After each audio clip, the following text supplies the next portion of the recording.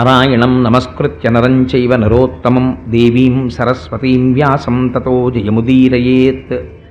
హరి ఓం. పరమేశ్వర స్వరూపమైన సభకి నమస్కారం. ఈ తాటితో కట్టబడినటువంటి అశ్వత్థామని పశువుని ఈడ్చుకెళ్ళినట్టు ద్రౌపదీదేవి శిబిరానికి తీసుకెళ్ళాడు. అక్కడ మారేశాడు. ద్రౌపది, నీకు చెప్పాను వీడి శిరస్సుని నీ కాలుతో తన్నమని.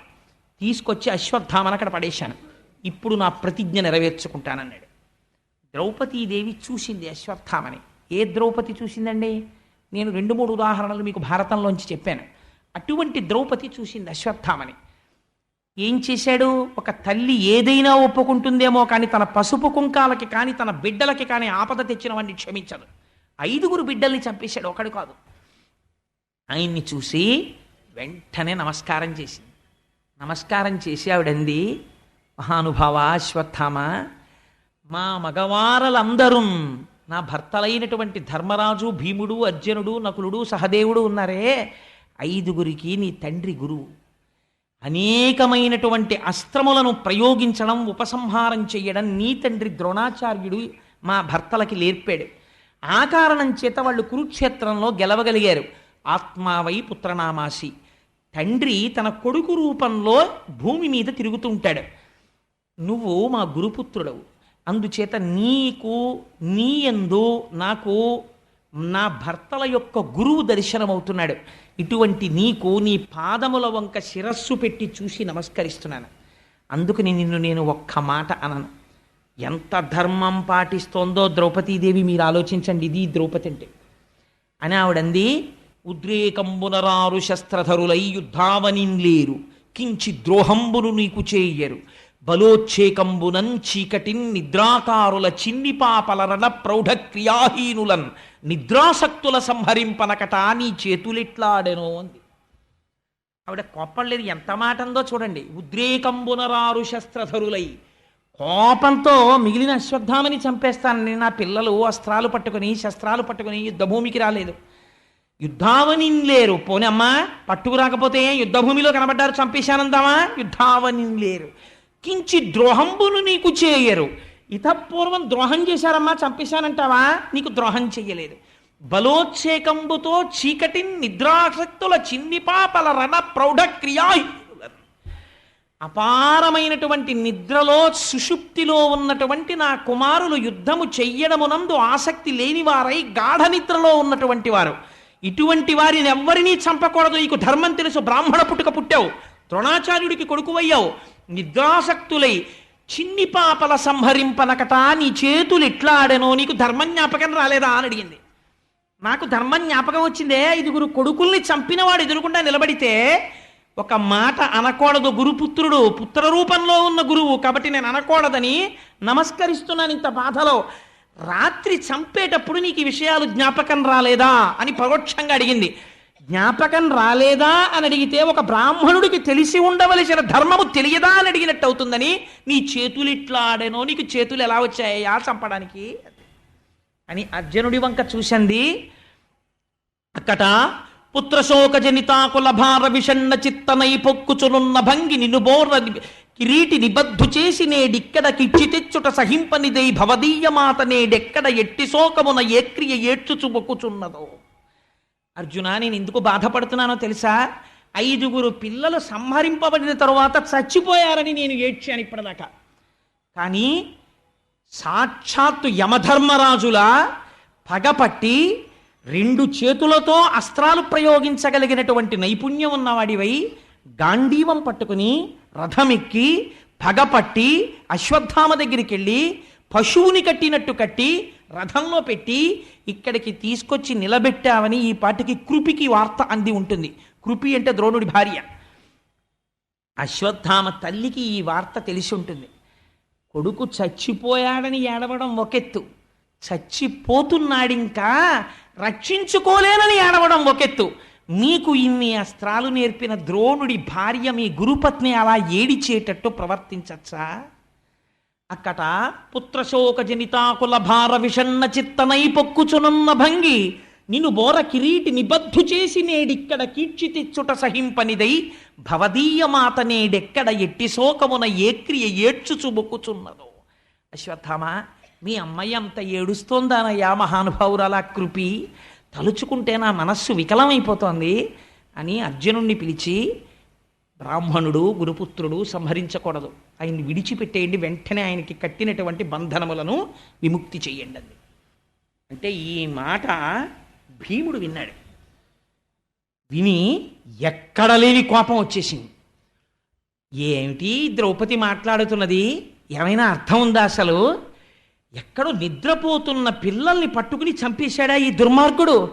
ఇటువంటి వాణ్ణి అక్కట నిద్రించుచున్న పుత్రులని చూడకుండా సంహరించినటువంటి ఈ ద్రోణపుత్రుడైనటువంటి అశ్వత్థామని బాలఘాతకున్ విడువమటంచు చెప్పెడిది వెర్రిది ద్రౌపది, వీడు విప్రుడనే విడువగనేల చంపుడిటు వీనిని మీరలు చంపరేని నా పిడికిటి పోటులం వీని శిరము భిన్నము చేసేద చూడుడిందరు.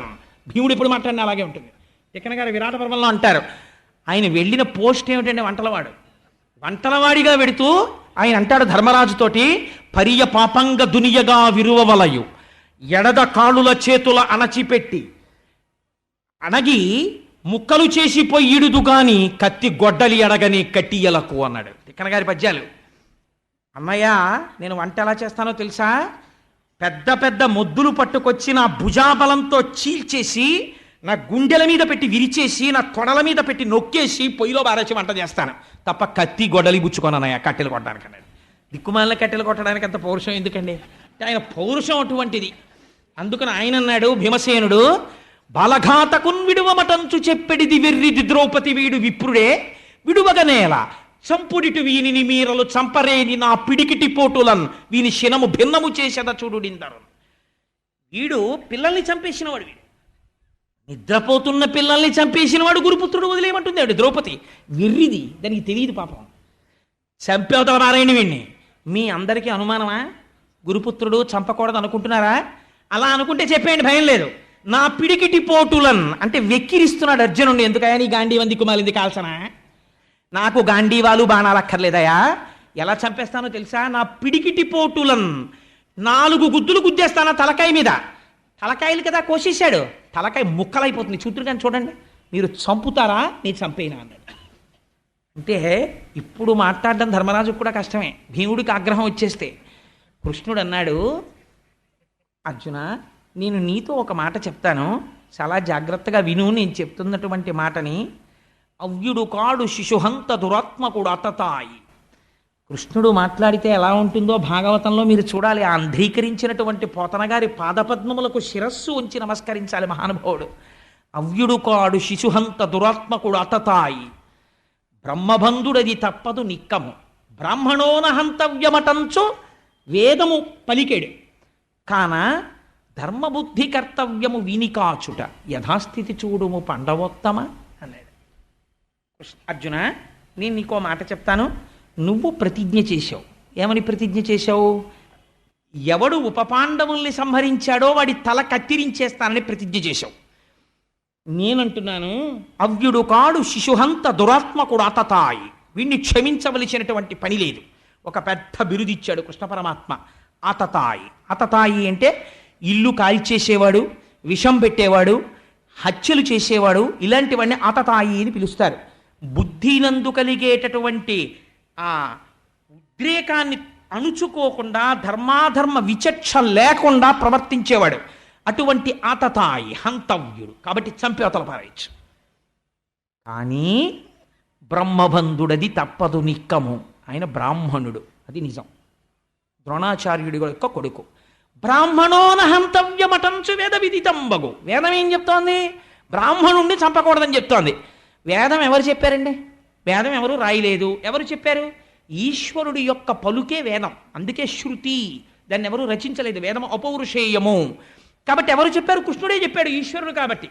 కాబట్టి నేనేం చెప్పాను? బ్రాహ్మణుణ్ణి చంపద్దని చెప్పాను. నేను ఇప్పుడు ఏం చెప్తున్నాను?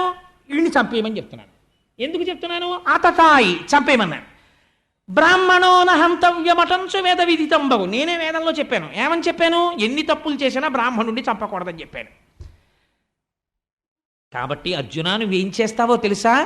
ధర్మబుద్ధి కర్తవ్యము విని కాచుట. ఆతతాయి కాబట్టి చంపేయాలి, బ్రాహ్మణుడు కాబట్టి క్షమించాలి, చంపకూడదు. అది నేనే చెప్పాను, ఇది నేనే చెప్తున్నాను, ఈ రెండు నేనే చెప్పాను. కర్తవ్యము వినికాచుట యథాస్థితి చూడుము పాండవోత్తమ, ఇప్పుడు ఏం చేయాలో అది నువ్వు చెయ్యి అర్జున అన్నాడు. ఏమిటండి ఈ మాట, ఈ పద్యం ఏమైనా అర్థం ఉందా అసలు? ఈ వెంటనే అర్జునుడు ఏమన్నారు, ఏమండే మాస్టర్ మీరు ఏదైనా మాట్లాడితే ఏదో ఓటు మాట్లాడండి, చంపే అనైనా చెప్పండి, సంపద్దు అనైనా చెప్పండి, మాకు మీరంటే గౌరవం. సంపద్దు అంటారా, వదిలేస్తాను అశ్వత్థామని. చంపే అంటారా, చంపేస్తాను. బ్రాహ్మణోన హంతవ్యము సంపద్దని నేనే చెప్పాను, ఆతతాయి చంపేమని నేనే చెప్తున్నాను. ఏది చెయ్యాలో అది చెయ్యటేమిటి మరి? అలాంటప్పుడు ఈ రెండు చెప్పడం ఎందుకు అనాలి అర్జునుడు. ఈ మాటలు కృష్ణ పరమాత్మ చెప్పిన తర్వాత అర్జునుడు ఏం చేశాడోట తెలుసా అండి? ఏమి రచనండి పోతన గారిది. విశ్వస్తుత్యుడు చక్రశూనుడు మహావీరుండు ఘోరాసిచే అశ్వత్థామ శిరోజముల్ తడిగి చూడాంతర్మహారత్నమున్ శిశ్వత్కీర్తి వెలుంగ పుచ్చుకొని పాశవ్రాత బంధంబులన్ విశ్వాసంబున ఉచ్చిత్రోచ శిబిరోర్వీ భాగంబునన్ బాషిపోన్నన్నారు. విశ్వస్తుత్యుడు లోకమంతటి చేత స్తుత్యుడు ప్రశంసింపబడినవాడు. విశ్వం శ్రీ మహావిష్ణువు యొక్క పేరు. నారాయణుడు సంతోషించేటట్టు ప్రవర్తించగలిగిన ప్రవర్తన ఉన్నవాడంటే ధర్మములో ప్రవర్తిస్తున్నాడు. ఇవాళ అర్జునుడు ఎలా ప్రవర్తిస్తున్నాడు? బ్రాహ్మణ కుమారుడు చంపకూడదు, ఆతతాయి చంపేయాలి. ఇప్పుడు చంపకూడదు చంపాలి రెండు వచ్చాయి కాబట్టి చంపినంత పని చేసి చంపకుండా వదిలేయాలి, అది దాని అర్థం. కాబట్టి ఏం చెయ్యాలి? పూర్తి ముండనం చేసేయాలి. బ్రాహ్మణుడయ్యుండి పిలక లేకుండా ముండనం ఎలా చేసేస్తారు? బ్రాహ్మణుడిని గుర్తేమిటి? శిఖ ఉండాలి. చిన్న జుత్తైనా ముండనం చేయించుకునేటప్పుడు పిలక ఉంచుకొని ముండనం చేయించుకోవాలి. ఆ తర్వాత కొంచెం పెరిగిన తర్వాత కలిసిపోతే వాడి దోషం కాదనుకోండి. అందుచేత చిన్న పిలకుంచుకుని ఉండనం చేయించుకోవాలి, అంతేగాని పూర్ణ ముండనం చేయించుకోకూడదు. అందుకని పూర్ణ ముండనం చేసేయాలి. చేసేస్తే వాడు చచ్చిపోయినట్లు లెక్క.